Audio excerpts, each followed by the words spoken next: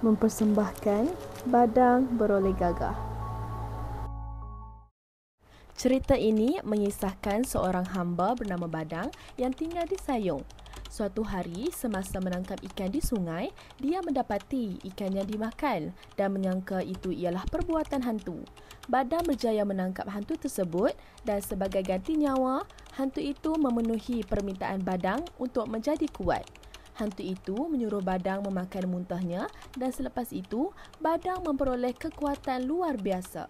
Dengan kekuatan itu, Badang dapat mencabut pokok besar, membersihkan hutan dengan pantas dan melakukan pelbagai perkara luar biasa yang tidak mampu dilakukan oleh manusia biasa.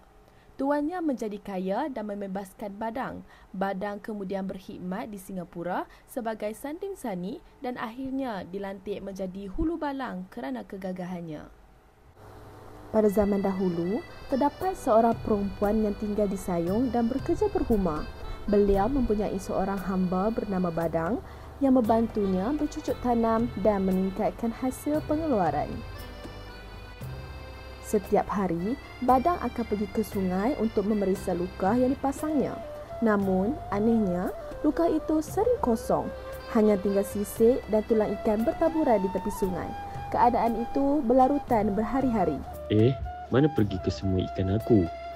Takkan satu pun tidak dapat. Setelah pulang dari sungai, tuannya mulai marah. Badang hanya diam mendengar rugutan tuannya.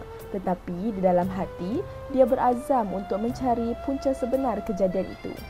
Badang ni hanya memberi alasan. Katanya pergi menahan luka. Tetapi seekor ikan pun tidak kelihatan. Aku kena siasat. Kemana pergi hilangnya segala ikan tangkapan aku? Suatu hari, Badang bersembunyi di sebalik bandar kayu besar. Dari situ, dia melihat makhluk yang sungguh mengerikan. Tubuhnya besar dan merah seperti api. Matanya bersinar seperti matahari terbit dan rambutnya panjang serta kusut. Dengan keberanian yang luar biasa, Badang segera mencapai parang dan kapaknya. Dia menerkam makhluk itu dengan memegang erat janggutnya. Makhluk itu ketakutan dan tubuhnya menggigil. Ia merayu kepada Badang supaya tidak membunuhnya. Engkaulah yang mencuri ikan dari lukaku. Kali ini kau tidak akan terlepas. Jangan bunuh aku. Apa saja yang kau mahu, aku akan berikan.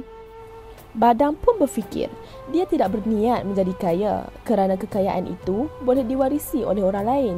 Dia juga tidak mahu ilmu gaib. Akhirnya, Badang membuat keputusan. Makhluk itu juga bersetuju dengan keputusan Badang. Aku ingin menjadi kuat dan gagah supaya aku dapat bekerja dengan lebih baik untuk tuan aku. Kalau begitu, kau mesti makan muntahku. Tanpa gentar, Badang mengangguk.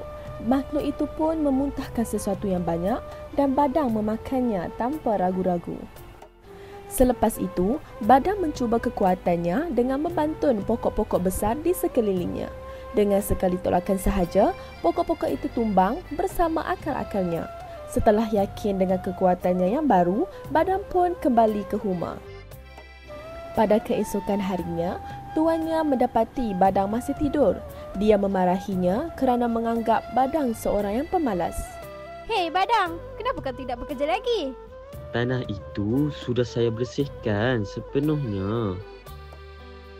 Tidak percaya, tuannya mengajak Badang pergi melihat. Alangkah terkejutnya tuan itu apabila mendapati tanah rumah itu telah luas terbentang, bersih tanpa sebatang pokok pun. Setelah mendengar cerita sebenar dari Badang, tuannya menjadi sangat kagum dan sukacita. Tuannya kemudian memerdekakan Badang dan hasil daripada kekuatan Badang, tuannya menjadi seorang yang kaya raya dan digelar orang kaya Sayong. Cerita tentang kekuatan Badang akhirnya sampai ke negeri Singapura. Raja Seri Ratnawikrama mendengar tentangnya dan berasa kagum.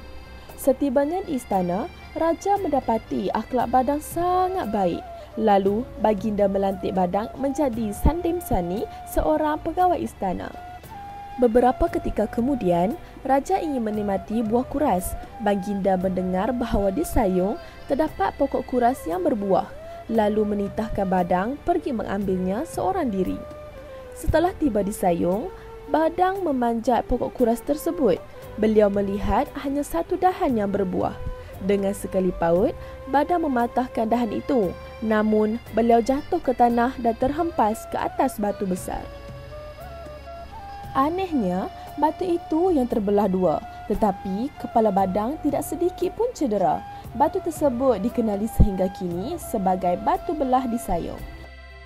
Badang kemudian pulang ke Singapura membawa hasil-hasil seperti tebu, pisang, ubi keladi dan buah kuras, lalu mempersembahkannya kepada Raja Seri Ratna Wikrama. Pada suatu masa, Raja telah membina sebuah perahu besar di hadapan istana. Apabila siap, Baginda memerintahkan 4 hingga 500 orang untuk menolak perahu itu, tetapi mereka gagal menggerakkannya.